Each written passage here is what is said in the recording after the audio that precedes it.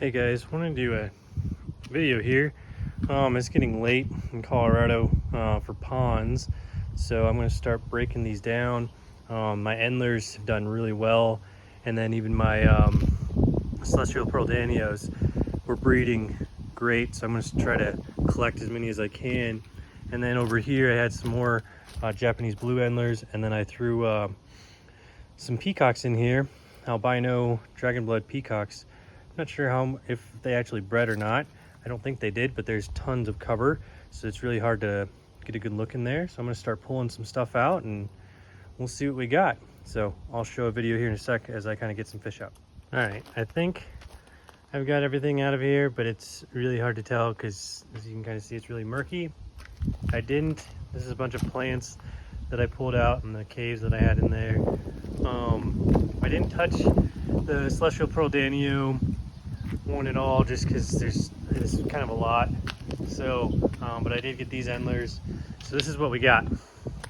Again, and keep in mind I've pulled out at least 50 of the adult endlers before this. So this is the Japanese blues, and there's tons of babies. There's still some big females in here.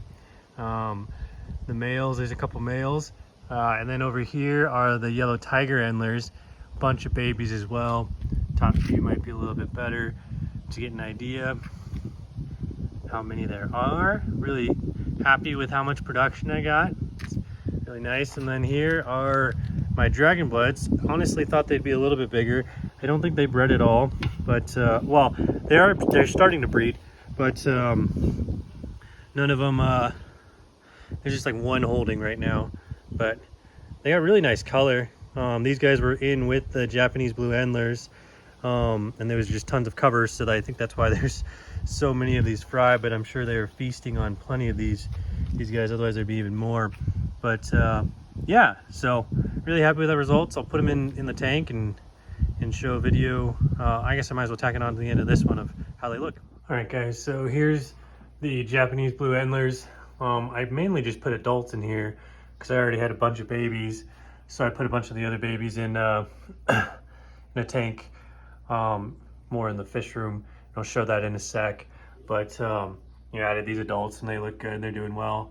And then here I added all of the yellow endlers because this is my only tank for the yellow tiger endlers, and they're doing really well too.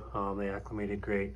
Lots of babies. They're starting to grow even more now, so we're getting really happy with how many of these turned out. I'll jump real quick to the other room. All right guys, there's a lot of glare that happens in this room at times, but this is where I threw all of those endlers, the smaller Japanese blue endlers. I've got it put in here. I literally cleaned out all this tank, so there's only 2 or 3 fish left. A couple of the adult male Japanese blues that you saw, and then there's some rainbow fish. But point is that there was hardly anything in this tank now, well, in this sectioned off part of the 125, but now there's a bunch. And just while I'm here, there are a bunch of cichlids in here. Some my lithobates are grown out. This is where I moved some breeders up here, mainly because I had too many fish in the bottom 125 to breed, because I put the I'll show here, I put the OB, or not the OB, the albino dragon bloods in here. Here's one of the nice males that I had, and here's another one that came out of there. They're in here with some star sapphires, you can see, in OB friar eye that are colored up real nicely, some Jalo reefs.